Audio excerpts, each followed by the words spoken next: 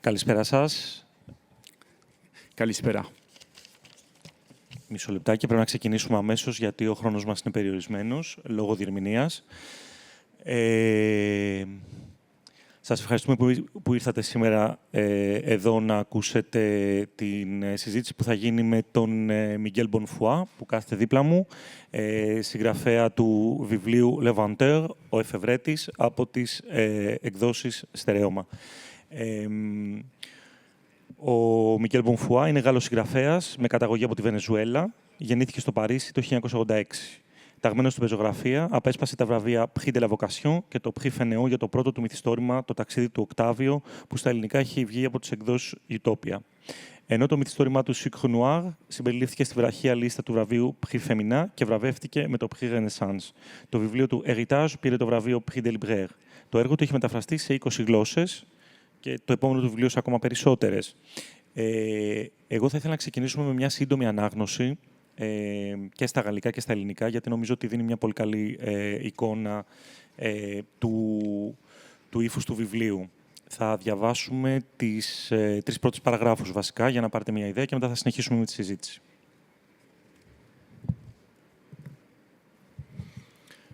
Bonsoir. Je vais lire un court passage en français pour vous donner, selon les indications de Panos, le goût de la langue. Ce sont les premières pages du livre. Son visage n'est sur aucun tableau, sur aucune gravure, dans aucun livre d'histoire. Personne n'est présent dans ses défaites, rares sont ceux qui assistent à ses victoires. De toutes les archives de son siècle, la France ne conserve de lui qu'une seule photographie. Son existence n'intéresse ni le poète, ni le biographe, ni l'académicien. Personne n'entoure de légende sa discrétion, ni de grandeur sa maladie. Sa maison n'est pas un musée, ses machines sont à peine exposées, et le lycée où il fit ses premières démonstrations ne porte pas son nom. Toute sa vie, ce guerrier triste se dresse seul face à lui-même, et malgré cette solitude qui pourrait avoir la trempe et l'acier des génies de l'ombre, son destin n'est même pas celui d'un héros déchu. À le voir, il n'appartient pas à cette race d'immortels, sans mémoire, aux noms interdits. Non. Si Augustin Mouchot est un des grands oubliés de la science, ce n'est pas qu'il ait été moins persévérant dans ses explorations, moins brillant dans ses découvertes, mais c'est que la folie créatrice de ce savant têtu, froid et sévère, s'est acharné à conquérir le seul royaume qu'aucun homme n'a jamais pu occuper, le soleil. Do you want me to continue? Or do you want to read directly in Greek? Continue until the end. Okay. Or, à cette époque, au XIXe siècle, personne ne s'intéressait au soleil. La France, tournant le dos au ciel, s'affairait à fouiller les entrailles de la terre pour y extraire tous les jours des milliers de tonnes de charbon. Les villes étaient éclairées au charbon, les lits étaient chauffés au charbon, l'encre était fabriquée avec du charbon, la poudre à fusil était faite à base de charbon, les pieds de cochon étaient cuits au charbon, les cordonniers faisaient leurs semelles avec du charbon, les lazarets étaient nettoyés au charbon, les romanciers écrivaient sur le charbon et tous les soirs, dans sa chambre du palais, vêtu d'une chemise de nuit boutonnée de fleurs de lys, le roi s'endormait en pensant à un énorme bloc de charbon. Ainsi, au début du siècle, bien qu'il ait été cher, épuisable et salissant, il n'existait pas une entreprise, pas une profession, pas un art, pas un domaine qui n'ait eu recours d'une manière ou d'une autre au charbon. Et parmi toutes ces activités, il y en avait une qui en consommait en grande quantité, car elle consistait à produire une chaleur suffisante pour tordre le fer. C'était la serrurerie. En ces temps, la serrurerie conservait encore la rusticité médiévale des vieilles forges où l'on battait le bronze pour faire des rampes d'escalier et où l'on bâtissait des grilles en métal pour les jardins des villages, mais elle s'était développée avec plus de finesse le jour où Louis XVI, avant d'être guillotiné sur la place de la Révolution, avait ouvert un atelier aux étages supérieurs de Versailles. Pendant 30 ans, dans la plus grande clandestinité, le dernier roi de France s'était amusé à reproduire à l'identique les fermetures des portes de son château, les loquets et les systèmes de sûreté, et on disait qu'il avait lui-même conçu la serrure de l'armoire de fer qui cachait les lettres volées des monarques dont il gardait la clé attachée à un collier au bout de son cou. Ce n'est que bien des années plus tard, devant une foule en délire, lorsque sa tête roula sur l'échafaud, qu'un jeune bourguignon nommé Jean Roussin, assistant au spectacle, trouva une clé en argent dans la boue, cachée dans une touffe de cheveux, et la vendit rue Saint-Denis pour quelques sous, sans imaginer qu'il tenait entre ses mains le secret le mieux gardé du royaume. Πριν ξεκινήσω να διαβάζω εγώ στα ελληνικά αυτό το μικρό κομμάτι, να πω ότι το βιβλίο έχει να κάνει με τον εφευρέτη της ηλιακής ενέργειας, ψάχνοντας τον Augustin Mouchot. Αν ψάξετε για ποιος είναι ο εφευρέτης της ηλιακής ενέργειας, θα βγουν διάφορα ονόματα, αλλά κυρίως ασχολούνται αυτό με τη μετατροπή της ηλεκτρικής ενέργειας σε ηλεκτρική ενέργεια.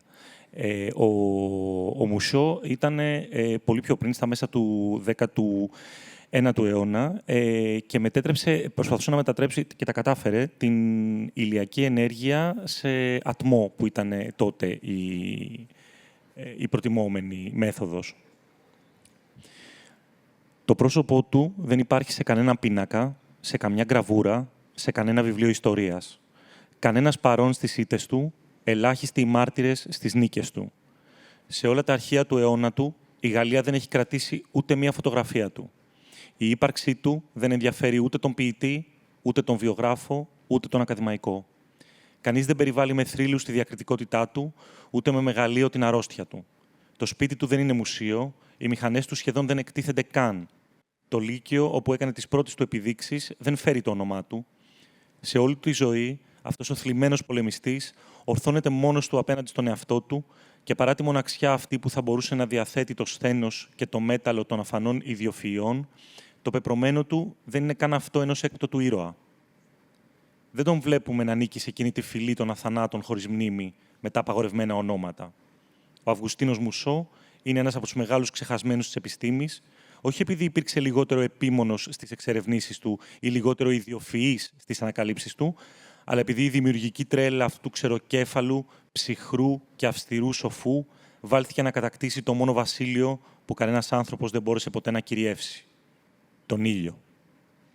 Εκείνη την εποχή, στις αρχές του 19ου αιώνα, κανείς δεν ενδιαφερόταν για τον ήλιο. Γυρίζοντας την πλάτη στον ουρανό, η Γαλλία ήταν απασχολημένη να σκάβει τα σωθικά της γης, εξορίσσοντας χιλιάδες τόνους κάρβουνο κάθε μέρα.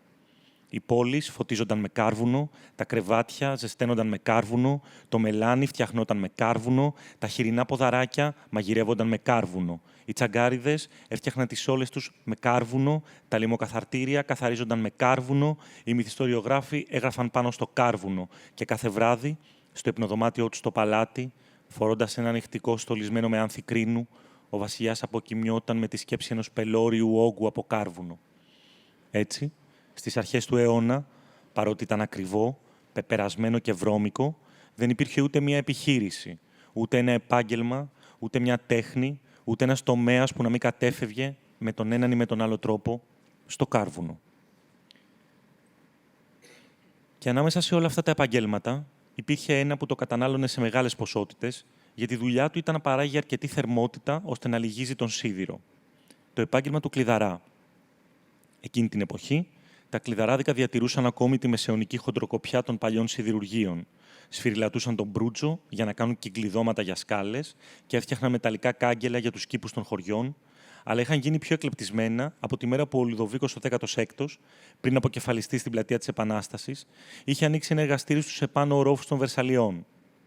Επί 30 χρόνια, εντελώς στα κρυφά, ο τελευταίος βασιλιάς της Γαλλίας διασκέδαζε φτιάχνοντας πανομοιότυπα αντίγραφα των κλειδαριών από τις πόρτες του παλατιού του, των λουκέτων και των συστημάτων ασφαλείας και έλεγαν ότι ο ίδιος είχε επινοήσει την κλειδαριά του σιδηρού ερμαρίου που έκρυβε τις κλεμμένες επιστολές των μοναρχών και της οποίας το κλειδί κρατούσε κρεμασμένο σε ένα περιδέρεο γύρω από το λαιμό του. Πολλά χρόνια αργότερα, μπροστά σε ένα πλήθος που παραλυρούσε όταν το κεφάλι του κύλησε από το ικρίωμα, ένας νεαρός βουργουνδός που τον έλεγαν Ζαν Ρουσέν και βοηθούσε στην εκτέλεση, βρήκε ένα ασημένιο κλειδί μέσα στη λάσπη, κρυμμένο σε μια τούφα μαλλιά, και το πούλησε στην οδό Σεντενή για μερικές δεκάρες, χωρίς να φαντάζεται ότι κρατούσε στα χέρια του το πιο καλά φυλαγμένο μυστικό του βασιλείου.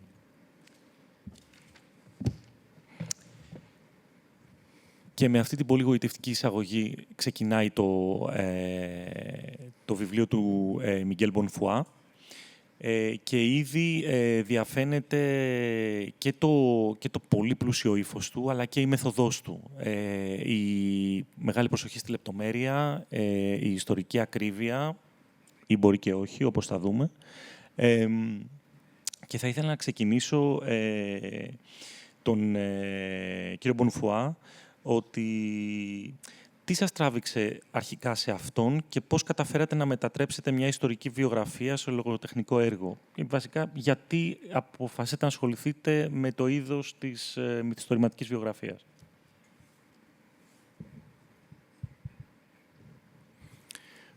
Merci beaucoup, Panos, et merci pour cette belle lecture.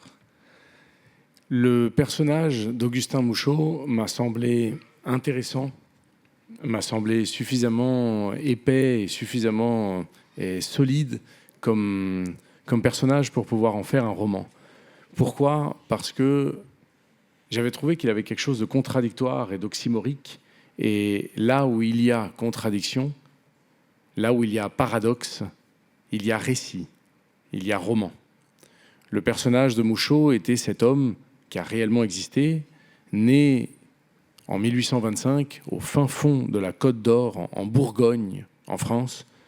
Et il est le dernier garçon d'une longue fratrie d'enfants de serruriers.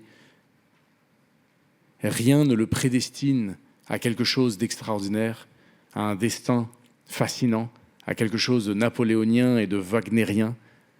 Rien ne semble lui montrer une grande étoile pour avoir, une sorte de chemin glorieux et triomphal. Car c'est un enfant qui est timide, qui est maladif, qui est silencieux, qui est taciturne, un enfant qui est rabougri, qui ne comprend pas son siècle et le siècle semble ne pas le comprendre. Et pourtant, c'est cet être fragile, délicat, que l'histoire semble avoir complètement oublié au fin fond d'une Bourgogne et né dans un panier de serrurier, qui va pourtant, au cours du XIXe siècle, se fasciner par une seule chose, la conquête du soleil. Une seule idée fixe et obsessionnelle, celle de parvenir à creuser une mine dans le soleil, de voir comment on peut utiliser la chaleur solaire pour en faire de l'énergie propre. Et moi, je suis tombé par hasard sur ce personnage en regardant une série documentaire sur l'astrophysique où le présentateur faisait l'éventail des différents inventeurs et innovateurs qui avaient travaillé sur le Soleil depuis 2000 ans. Et il évoquait à un moment Augustin Mouchot, cet homme qui en 1878, pendant l'exposition universelle à Paris, grâce à sa machine solaire, la première machine solaire, serait parvenu à faire un bloc de glace avec uniquement la lumière du soleil. Il aurait parvenu à faire du froid avec du chaud. Encore une fois, il est parvenu à défier les lois de la physique pour faire une contradiction, pour pouvoir justement croiser deux choses contraires. Et en voyant ça, je me suis dit, quelle belle scène dans un livre, mais surtout, quel personnage étonnant, car il ressemble tellement, d'une façon parfaitement analogue, à ce qu'il a essayé de faire. Et j'ai trouvé que ceci était un prétexte et une excuse suffisante pour pouvoir se lancer dans des recherches et ensuite dans la biographie qui, bien sûr, a été imprégnée, légèrement injectée de fiction.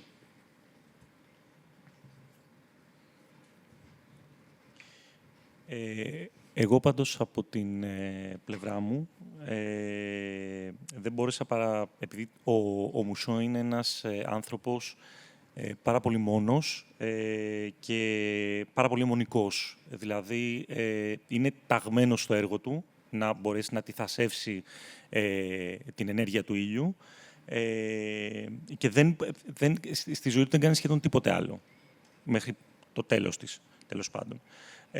Και εγώ ενώ το διάβαζα δεν μπορούσα παρά κάπως να μου έρθει να παραλληλήσω τέλος πάντων τον τρόπο λειτουργίας του Μουσό με τον τρόπο λειτουργίας ενός συγγραφέα. Δηλαδή έχει την ίδια μοναξιά και την ίδια αιμονή, ειδικά η συγγραφή ενός μυθιστορήματος, με τον τρόπο που λειτουργούσε ο Μουσό. Δεν ξέρω, το είχατε αυτό στο μυαλό σας ενώ γράφατε το βιβλίο. Absolument, Panos, absolument. Il y a quelque chose d'assez beau, il y a une sorte de porosité qui s'est créée entre le personnage qui, lui, cet Augustin Mouchot, va de ville en ville, va de pays en pays, parce qu'il va aussi en Algérie, en essayant sans cesse de récupérer des rendements caloriques pour sa machine, en essayant de noter sans cesse, à toutes les époques, à toutes les saisons, à toutes les altitudes, à toutes les hauteurs, avec différents miroirs, différentes chaudières, avec toutes sortes d'éléments et de matériels différents, noter à quel moment cette machine peut fonctionner le mieux.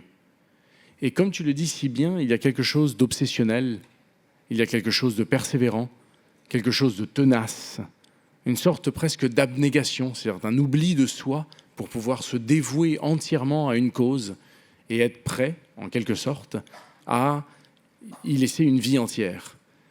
Et bien entendu que, et je ne suis pas le seul écrivain dans la salle, je vois Karim ici, que Panos écrit également, que Danaï en effet est poétesse et que je sais qu'il y a sans doute d'autres poètes et d'autres écrivains dans la salle. Il y a également cette démarche, à mes yeux, dans l'art en général, celle d'une dévotion totale, celle de presque une sorte de vocation. Le mot vocation vient de vocare, non, qui veut dire appel. Et ça venait bien entendu de l'époque où tu sentais une vocation par rapport à un moine, un appel pour rentrer dans les ordres et donc aller au monastère, ou un appel divin pour aller vers ceci. Plus tard, ça a été ramifié vers des vocations professionnelles, comme par exemple la vocation de la médecine ou la vocation du droit, où on sent qu'il y a un appel. Il y a quelque chose qui se passe et on doit répondre à cet appel pour aller vers ça. Eh bien, je pense qu'il y a dans l'art quelque chose également de la vocation. Une sorte d'appel mystérieux où brusquement, on sent à l'intérieur, silencieusement, d'une façon presque muette, qu'il y a une voix mystique qui te murmure des mots, qui te dicte un texte ou qui te lance une musique entêtante dans ta tête et tu te sens bizarrement le devoir de t'asseoir à la table, de fléchir le genou et d'essayer de traduire cette musique. Eh bien, sans doute, en essayant de chercher des informations sur Augustin Mouchot dans différentes villes, eh bien, je ressemblais un peu à lui, en essayant d'aller ici et là pour récupérer quelques gouttes de soleil, quelques graines de lumière. Et donc, moi, en essayant de retrouver quelques traces, quelques sillons qu'il y avait dans la vie de Mouchot, pour essayer d'être le plus fidèle, le plus loyal possible à sa vie, et donc d'avoir une sorte de vocation de biographe. Νομίζω ότι ένας από τους δύο τρόπους που μπορούμε να προσεγγίσουμε τον εφευρέτη είναι η προσέγγιση της οικολογίας σαν ένα πολύ ισχυρό θέμα, το οποίο διατρέχει το βιβλίο. Και εκεί ανιχνεύω μία σχέση με το «Ανιμάλια» του Ζαν Μπατίστ Τελαμό και αυτόν Γάλλου συγγραφέα αυτής της γενιάς. Και θέλω να ρωτήσω αν θεωρείτε τον εφευρέτη μια οικολογική, μια προειδοποίηση ή μια διερεύνηση του τι θα μπορούσε να είχε συμβεί αν τα πράγματα είχαν πάει διαφορετικά, αν είχαμε δηλαδή βασιστεί τότε στην ηλιακή ενέργεια και είχε πάει όλη η έρευνα κατά εκεί και όχι προς τα ορυκτά καύσιμα με τα ολέθρια αποτελέσματα που βλέπουμε σήμερα. Pour être tout à fait honnête, je n'ai pas voulu tomber en quelque sorte dans le roman à thèse, ou le roman pamphlet en quelque sorte, ou le roman écologique, en me disant que je vais, par rapport aux problématiques, par rapport aux souffrances, par rapport aux bouleversements politiques et écologiques d'aujourd'hui, il fallait absolument, en quelque sorte, faire un livre qui, lui, soit entièrement une réponse, une conséquence et un rebond à ça. Et j'y avais vu plutôt un écueil dans l'idée de faire attention de ne pas trébucher, disons, dans ce piège, mais plutôt d'essayer d'avoir confiance envers le lecteur et de se dire que le lecteur étant actif et intelligent, il allait pouvoir faire ses propres liens avec le présent et que si j'étais en train de montrer les blessures d'hier, il allait lui aussi voir le reflet dans celle d'aujourd'hui. Et si je forçais le trait en disant « voyez-vous, si Mouchot avait été aujourd'hui, il aurait trouvé ceci, cela, etc. », eh bien ça allait perdre de sa force à mes yeux. Par contre, si je gardais une forme d'élégance en disant, eh bien, je vous présente ce qui s'est passé au XIXe siècle, ce monsieur, pionnier de l'énergie solaire, qui s'est retrouvé face aux mêmes problématiques d'aujourd'hui, sans essayer de donner, pour ma part, un jugement de valeur, peut-être que le lecteur lui-même allait dire « Ah, bah, vous voyez, ce problème est vieux comme le monde ». Pendant que je m'interrogeais sur Mouchot et que je faisais des recherches sur lui, je suis tombé sur beaucoup de journaux, beaucoup de périodiques, beaucoup d'articles qui avaient été écrits au XIXe siècle. Et donc, naturellement, ce sont des articles qui parlaient beaucoup du danger du charbon et de l'importance, en 1850 déjà, de trouver des énergies qui soient peut-être un peu plus propres et moins périlleuses. Je peux vous assurer que certains articles qui ont 1 siècle et demi, si tu changes le mot charbon par le mot pétrole, tu as exactement le même article. Et c'est là où j'ai constaté combien ces lanceurs d'alerte, comme on dit, n'ont rien de nouveau, n'ont rien de récent, qu'ils ont toujours été là, qu'on a toujours tout su, et qu'il y avait un lobbying de la part du charbon et qu'il y avait un lobbying ensuite de la part du pétrole qui ont fait en effet que la gratuité du soleil ne convenait à personne. Ce n'était pas assez rentable, sans doute. Mais tout ceci était peut-être un autre roman, écrit par un activiste, par un militant, par un essayiste ou par un historien qui aurait fait sans doute le travail beaucoup mieux que moi. Moi, je viens des lettres, je viens de la littérature, je viens de la fiction, je viens du roman. Ce livre est le seul livre que j'ai écrit qui est basé sur des faits réels. Mais mon terreau, ma véritable source, ma véritable racine est toujours de la fiction, est toujours du roman. Donc naturellement, j'ai vu dans toute cette espèce de constellation folle qui était la vie de Mouchot, essentiellement un personnage de fiction qui pouvait donner peut-être pour un roman intéressant. Et les rares instants où je n'ai trouvé aucune information sur la vie de Mouchot, les rares moments où je n'ai pas pu m'épauler, m'accouder sur une réalité complètement technique que j'avais pu retrouver dans un article ou dans des biographies, alors je les ai inventés. Et j'ai pris un plaisir presque pervers à inventer ces instants en me disant, là, enfin, je récupère ma nature première, qui est celle du romancier. Και εδώ πέρα αγγίζουμε ένα θέμα το οποίο μου είναι πάρα πολύ προσφυλές και ως συγγραφέα αλλά και ως αναγνώστη, το θέμα της πραγματικότητας και της αλήθειας σε ένα λογοτεχνικό έργο. Ειδικά μετά την άνοδο του autofiction έχει ξεκινήσει μια μεγάλη συζήτηση για το τι είναι η πραγματικότητα μέσα σε ένα λογοτεχνικό έργο και πώς αυτή αγγίζει το αναγνώστη, γιατί αυτή μας γοητεύει τόσο πολύ τα τελευταία χρόνια, ενώ τον προηγούμενο και τον προπροηγούμενο αιώνα ήταν περισσότερο η επινόηση αυτή που γοήτευε και όχι η επαφή με κάποια πραγματικότητα.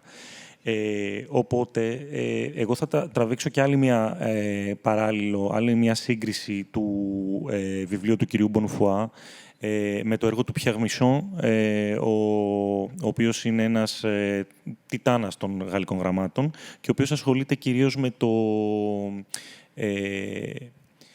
με το είδος της επινοημένης βιογραφίας. Δηλαδή, γράφει βιογραφίες οι οποίες πολλές φορές δεν είναι πραγματικών προσώπων. Μερικές φορές είναι, μερικές φορές δεν είναι. Και στην μεσημεριανή μας συνάντηση με τον κύριο Μπονφουά, όπου συζητήσαμε λιγάκι τι θα πούμε, τον ρώτησα από προσωπική απορία και επαγγελματική διαστροφή για ένα συγκεκριμένο πράγμα το οποίο μου έκανε πολύ μεγάλη εντύπωση. Στη σελίδα 117 του βιβλίου γράφει το εξής. Ο Μουσό κάποια στιγμή πηγαίνει στην Αλγερία να κάνει τις έρευνές του, γιατί εκεί πέρα η ηλιοφάνεια είναι πολύ έντονη, το φως του είναι πάρα πολύ δυνατό, δεν έχει καθόλου συννεφιά, οπότε εκεί πέρα θα έχει τις άριστες συνθήκες για την έρευνα και τα πειράματά του. Αμέσως τον οδήγησαν στο Υπουργείο Γεωργίας και Εμπορίου. Στις 20 Φεβρουαρίου του 1879, μπροστά σε 200 άτομα που είχαν συγκεντρωθεί στη μεγάλη αίθουσα, κάτω από ένα ολλανδικό πολύφωτο βάρους 1,5 τόνου, χρήστηκε υπότης της Λεγεώνας της Τιμής. Και είμαι εγώ, ένα πολύφωτο 1,5 τόνου, πού το βρήκε αυτό? Τι έρευνα έχει κάνει αυτός ο άνθρωπος, ή αν δεν έχει κάνει, δηλαδή, τι ωραία λεπτομέρεια. Και τον ρώτησα για αυτή τη λεπτομέρεια συγκεκριμένα. Και είναι πραγματική, δεν είναι, πώς χρησιμοποιεί. Και ξεκινήσαμε μια κουβέντα για την πραγματικότητα στη λογοτεχνία. Η αλήθεια είναι μια πολύ πιο περίεργη λέξη, οπότε προτιμώ να χρησιμοποιώ τη λέξη πραγματικότητα. Και μου είπε τα εξής.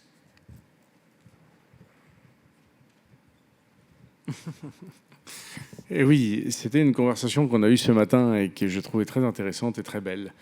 Eh bien, sur cette idée de l'effet de réel, pour vous mettre en contexte, comme le dit si bien Panos, à un moment de sa vie, Augustin Mouchot, ce pionnier de l'énergie solaire absolument français, se rendant compte qu'il n'y a pas assez de soleil en France, est envoyé par Napoléon III en Algérie, qui était à ce moment-là un protectorat français, pour pouvoir faire ses recherches avec le soleil algérien.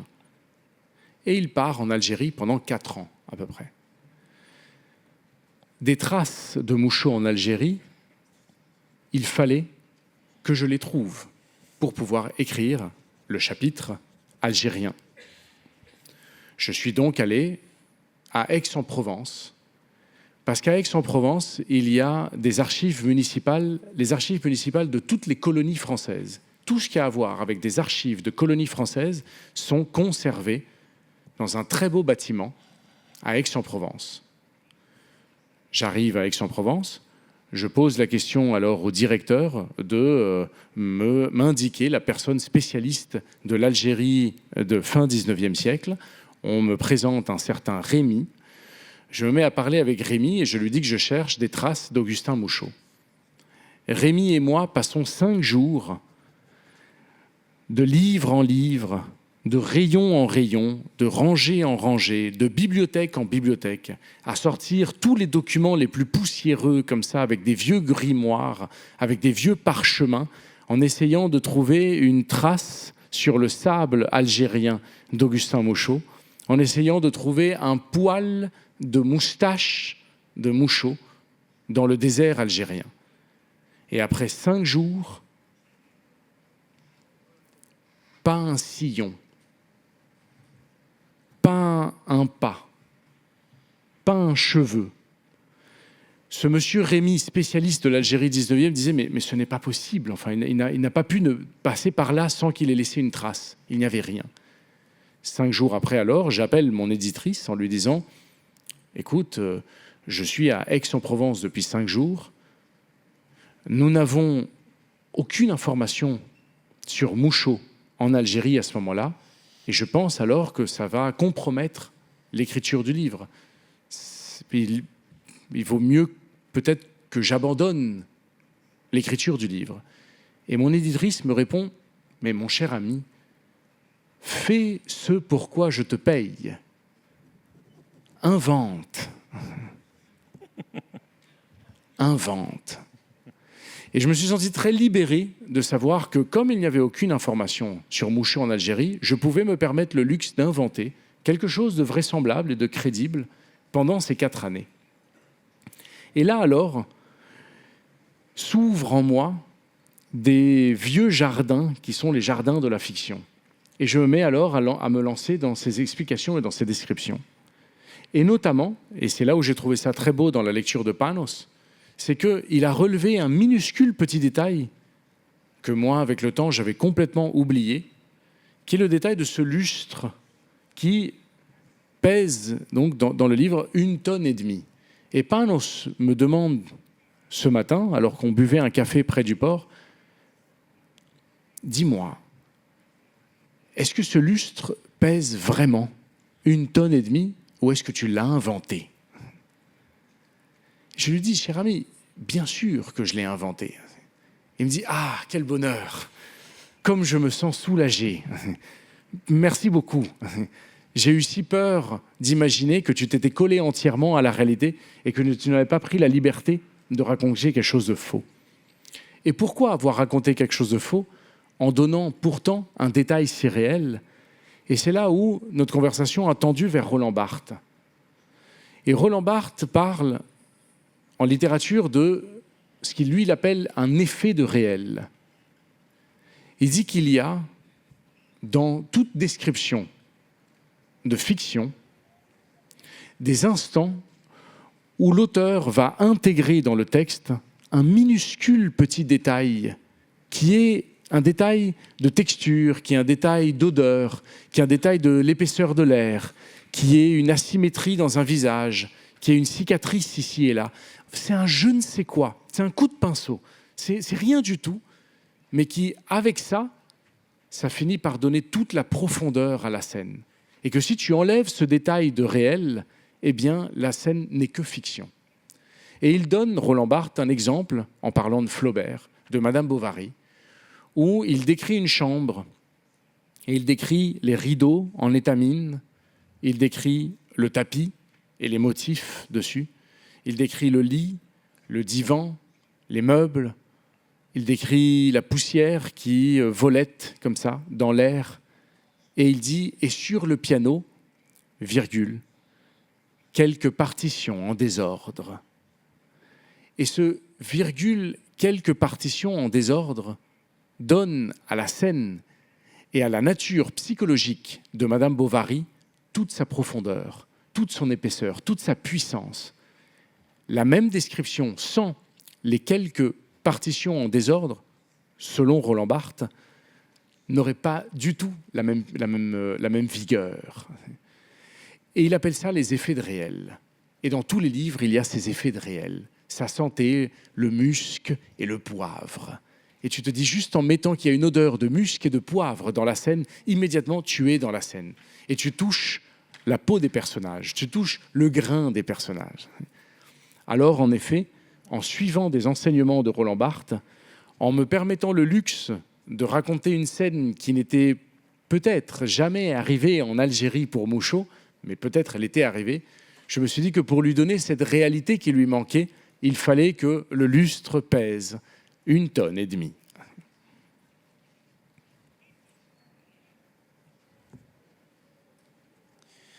Βέβαια το τρομερό είναι ότι όταν διαβάζει κανείς αυτό το βιβλίο, δεν το καταλαβαίνει. Ότι αυτό το κεφάλαιο είναι διαφορετικό από τα υπόλοιπα. Ότι αυτό το κεφάλαιο είναι εντελώς επινοημένο, ενώ τα υπόλοιπα δεν είναι. Ή ένα μεγάλο μέρος των υπολείπων δεν είναι. Και αυτό νομίζω ότι είναι το δείγμα ενός καταπληκτικού συγγραφέα. Ενός συγγραφέα που ξέρει πολύ καλά τι κάνει. Εγώ θέλω τώρα να ρωτήσω κάτι το οποίο με απασχολεί και εμένα. Ο κ. Μπονφουά έχει καταγωγή από τη Βενεζουέλα. Η μητρική του γλώσσα είναι τα ισπανικά, αλλά γράφει στα γαλλικά, το οποίο πάντα για ένα συγγραφέα είναι πολλές φορές καταδικάζεται ή δυσκολεύει πάρα πολύ.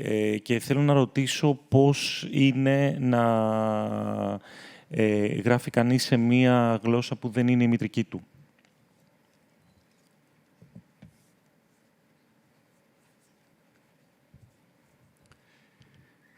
Il y a beaucoup d'exemples délicieux et merveilleux sur des écrivains étrangers qui ont choisi le français comme langue d'écriture.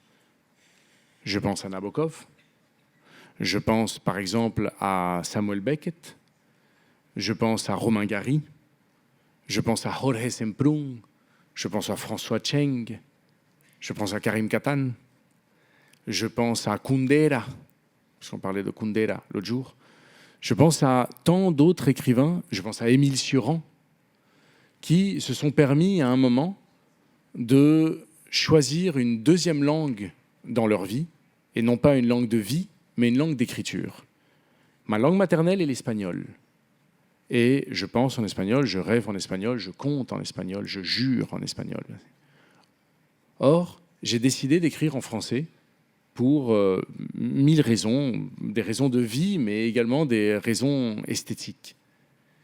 Et ce qui est étonnant, c'est que j'écris en français, pas pour ce livre, parce que ce livre, c'est l'inventeur, c'est un livre très français, mais habituellement, j'écris sur l'Amérique latine, j'écris sur le Venezuela, j'écris sur ma famille, sur mon pays, sur mon héritage. Et donc, j'écris aussi sur les territoires de mon enfance, qui sont des territoires qui n'appartiennent pas à la langue française. Et donc, je me retrouve parfois dans une situation où, en voulant décrire quelque chose qui n'a jamais baigné d'une lumière française, je suis obligé, en quelque sorte, comme disait Pablo Neruda, de fouiller les poils et le ventre de la langue pour essayer de trouver là des splendeurs, des gloires, des trouvailles qui vont mieux expliquer le territoire hispanophone, disons. Je vous donne un exemple. Le mot guacamaya. Guacamaya, c'est le perroquet qui a 3 couleurs d'Amérique latine, que vous connaissez sans doute, qui a une langue mauve et noire, dont on dit que le cœur peut battre 100 ans, peut battre un siècle. On dit que si l'un meurt, ils sont monogames et ils choisissent leur couple très tôt dans la vie, et que si l'un meurt, l'autre meurt de tristesse et d'amour quelques jours plus tard. On dit qu'ils sont si grands que lorsqu'ils se posent sur une branche dans un arbre, ce n'est pas seulement l'arbre qui se penche, c'est toute la forêt qui est en train de se pencher avec lui. Dans le mot guacamaya, dans le ventre phonétique du mot guacamaya, il y a déjà tout ça. Il n'est pas nécessaire de l'expliquer. Si j'écrivais en espagnol, je dirais tout simplement la guacamaya pasaba por el cielo. La guacamaya passait par le ciel. Et tout le monde verrait cette créature sublime passer par le ciel en un seul mot. Or, en français, le mot guacamaya est beaucoup plus court et se dit ara. Alors il est bien entendu beaucoup moins puissant, beaucoup moins beau, beaucoup moins épais, beaucoup moins vigoureux. Ce qui fait que lorsque j'écris en français la guacamaya pasaba por el cielo, la guacamaya passait par le ciel, je suis obligé de dire ce hara, virgule, cette créature sublime à 3 couleurs, dont le cœur peut battre 100 ans, et qui, lorsqu'il se penche sur une blanche, eh bien c'est toute la forêt qui se penche avec lui, virgule, passée par le ciel.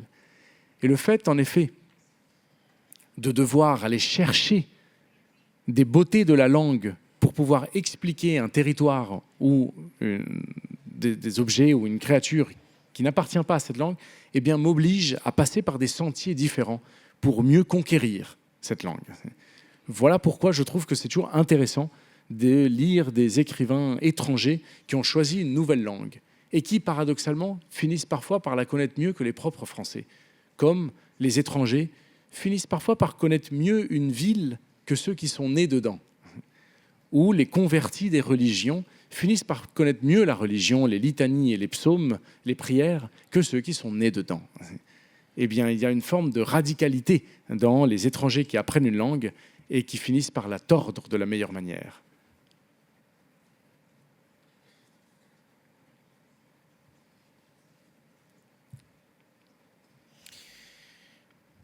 Και μιας και μιλήσαμε για τη Βενεζουέλα, θα ήθελα το τελευταίο βιβλίο του κ. Μπονφουά, το όνειρο του Ιαγουάρου, μεταφράζεται σε 25 γλώσσες, έχει γίνει μια πολύ μεγάλη επιτυχία στη Γαλλία αλλά και αλλού. Και θα ήθελα να μας πείτε λίγα λόγια για αυτό, το οποίο θα εκδοθεί στις αρχές του 2026 από τις εκδόσεις Στερέωμα. Και θα ήθελα να μας πείτε λίγα λόγια και για αυτό και για αυτό το πέρα δόθε από τη Γαλλία στη Βενεζουέλα και γενικά για περί τίνος πρόκειται. Merci beaucoup. Le livre, le roman Le rêve du jaguar est mon dernier roman qui a été publié en septembre 2024. Et il traite de l'histoire de ma famille, du côté de ma mère. Ma mère est vénézuélienne et elle est elle-même fille de mon grand-père qui s'appelait Antonio Borja Romero. Et Antonio Borja Romero, selon la légende familiale, selon le mythe familial, selon le récit familial, a été un enfant qui a été déposé sur les marches d'une église dans une rue qui aujourd'hui porte son nom. Il a été enfant de rue, élevé par la rue, par une mendiante muette, et puis par des ricochets de l'histoire, il s'est retrouvé à aller à l'école. La même persévérance qu'il avait mis pour survivre à la rue, il l'a mis dans l'école. Et allé ensuite à l'université, a fait des études de médecine, est devenu cardiologue, chirurgien, et est devenu président de l'école des médecins, du collège des médecins, est devenu probablement un des cardiologues les plus importants du pays. Et vers la fin de sa vie, il a fondé la deuxième université la plus importante de tout le pays, qui s'appelle la Universidad Antonio Borja Romero, qui porte son nom, avec un buste de lui à l'entrée, et il en a été le recteur éternel. Et c'est un homme qui est mort, richissime, couvert de gloire et de triomphe, avec je ne sais combien de biographies écrites sur lui, avec des rues et un quartier entier à son nom, et avec une université fondée par lui, où il apparaît comme, était la figure principale, cet enfant de rue. Ma grand-mère, Ana María Rodríguez, qui est donc la femme d'Antonio Borja Romero, et donc la mère de ma mère, a été également une fille née elle aussi dans la rue, et qui s'est retrouvée à faire des études de médecine au même moment qu'Antonio, c'est là où ils se sont rencontrés. Et puis elle est devenue la première femme gynécologue obstétricienne de tout l'État de Zulia, qui est la partie la plus importante du Venezuela, jusqu'à devenir en plus secrétaire générale du MEP et une des premières femmes médecins du pays. Et je voulais raconter dans Le rêve du jaguar l'histoire de ces deux grands-parents qui sont des transfuges de classe, qui naissent de rien et finissent par faire des grandes choses, signés dans le grand mur de l'histoire. Et ils ont eu ma mère, qui s'appelle María Antonieta, et qui est devenue diplomate et a eu une carrière diplomatique. Et le premier destin qu'elle a eu, le premier contrat qu'elle a eu, a été d'être attachée culturelle de l'ambassade du Venezuela à Paris. Et c'est là où elle a rencontré mon père, un Chilien de la dictature de Pinochet. Et ils ont fait un enfant qui est né en France. Et voilà la raison pour laquelle aujourd'hui je vous parle en français. Et je me suis dit que ce serait beau de pouvoir raconter cette histoire. Pourquoi le rêve du jaguar? Car il se trouve que là-bas au Venezuela, les paysans du Venezuela sont persuadés que dans toute portée de chat, il y a un jaguar. Et alors la mère l'isole, le met de côté, le chasse, pour empêcher ce petit jaguar de dévorer les autres chatons. Alors ce jeune chaton, jaguar, grandit différemment, s'émancipe différemment, se dilate différemment. Et on dit que ce sont les bâtisseurs de la ville. On dit là-bas qu'on est tous fils d'un rêve de jaguar. Κύριε Μπονφουά, σε ευχαριστώ πάρα πολύ. Νομίζω ότι έχουμε χρόνο για μία ή δύο ερωτήσεις ακόμα.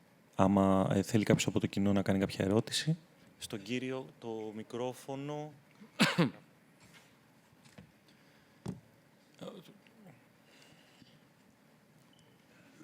Θέλω να ρωτήσω, είναι μια διπλή ερώτηση τέλος πάντων, που εστιάζει στο ίδιο σημείο. Είπατε ότι όταν πήγε στην Αλγερία, πήγε απεσταλμένος του Ναπολέοντα του Τρίτου. Καλά κατάλαβα. Absolument. Άρα ήταν μια αποστολή, θα έλεγα επίσημη, officiel, χρηματοδοτούμενη φαντάζομαι, που δεν μπορεί να μην άφησε ίχνη. Τουλάχιστον στο Υπουργείο Εξωτερικών ή στο Υπουργείο που χρηματοδοτούσε τέτοιου είδους αποστολές. Η πρώτη ερώτηση λοιπόν που έχω να σας κάνω είναι η εξής. Γιατί από τη στιγμή που δεν βρήκατε ίχνη σε αυτή τη σκονισμένη βιβλιοθήκη στην Aix-en-Provence, γιατί δεν απευθυνθήκατε σε ένα οργανισμό ο οποίος κατά τεκμήριο θα μπορούσε να σας δώσει στοιχεία. Και η δεύτερη ερώτηση που θέλω να κάνω, πιο γενικού χαρακτήρα, είναι όταν ένα συγγραφικό έργο έχει το χαρακτήρα που, από ό,τι κατάλαβα, έχει το δικό σας βιβλίο. Δηλαδή, μέσα σε ένα πλήθος ενδεχομένως πραγματικών στοιχείων, να περιλαμβάνονται και άλλα στοιχεία τα οποία δεν είναι καθόλου πραγματικά. Υπάρχει ή δεν υπάρχει υποχρέωση από το συγγραφέα με ένα τάδε τρόπο να το επισημαίνει αυτό. Ας πούμε, για παράδειγμα, να βάζει ως υπότιτλο μυθιστόρημα, roman, ώστε ο αναγνώστης να καταλαβαίνει ότι μέσα σε όλα αυτά που θα διαβάσει έχει και ο ίδιος μια ευθύνη να αναγνωρίσει τι δεν είναι πραγματικό και μπορεί να είναι γραμμένο μόνο και μόνο για να εντυπωσιάσει, να τραβήξει την προσοχή. Και μια τελευταία ερώτηση, για ποιους γράφετε? Ποιο είναι το κοινό στο οποίο απευθύνεστε, εκείνο που έχετε στο μυαλό σας όταν γράφετε?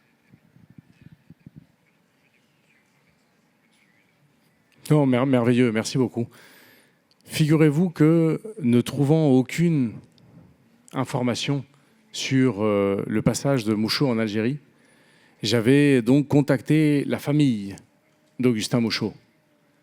Ils ont une famille qui est non seulement assez éduquée, instruite et qui ont fait beaucoup de travail sur leur biographie, mais également c'est des gens qui travaillent pour le Larousse des noms propres. Donc c'est en plus des gens qui travaillent dans l'encyclopédie.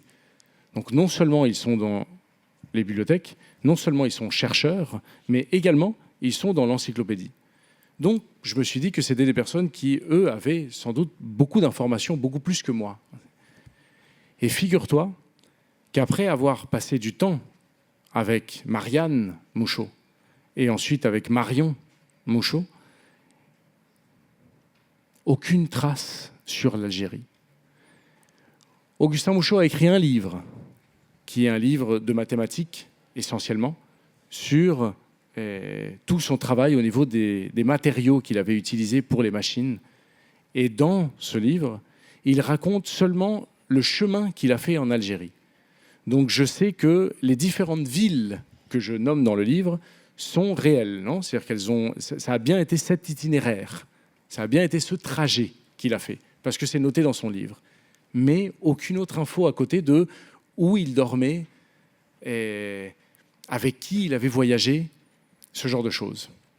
Donc à ce moment-là, il a fallu, comme vous dites, le compléter avec une part de fiction, mais une part de fiction qui est vraisemblable. À ce compte, justement, par rapport à la fiction vraisemblable, eh bien, on avait décidé, bien entendu, avec la maison d'édition en France, de présenter ce livre comme un roman, et non pas comme une biographie. Il n'y a malheureusement qu'une seule minuscule petite biographie de Mouchot, d'un certain Georges François Potier, qui est un archiviste de Tours, et qui, lui, avait fait 14 pages sur Mouchot. C'est comme le spécialiste de Mouchot en France. Donc j'avais contacté Georges François Potier pour pouvoir lui parler, et lui m'avait dit « toutes les informations que j'ai sur Mouchot sont là ». J'étais donc allé, et je m'excuse, je crois qu'il y a des gens qui doivent partir. J'étais donc allé, enfin pour finir là-dessus. Δεν έχουμε πια διερμηνία, να ξέρετε, από εδώ και πέρα, οπότε... Oui, je clôt la chose. I finished the thing. You finished? I finished with one little thing. Yes. J'étais allé à la BNF Ah, mais de toute façon, les gens ne peuvent pas comprendre. People cannot understand because they don't have the... Maybe in English is better, just for... What I wanted to say, my friend, is that you are right. It's absolutely a novel. Absolutely a novel. And it's a sort of a fictional biography. So you are like an equilibrist, no? In a fragile string, trying to go between the fiction and between the reality and trying to take the best part of both sides. Σας ευχαριστούμε πάρα πολύ που ήσασταν εδώ μαζί μας. Ευχαριστώ τον Μιγγέλ Μπονφουά για αυτή την υπέροχη ομιλία και καλά να περάσετε την υπόλοιπη ώρα μέχρι το τέλος του 4ου Λογοτεχνικού Φεστιβάλ. Merci beaucoup et bravo à Panos pour son travail.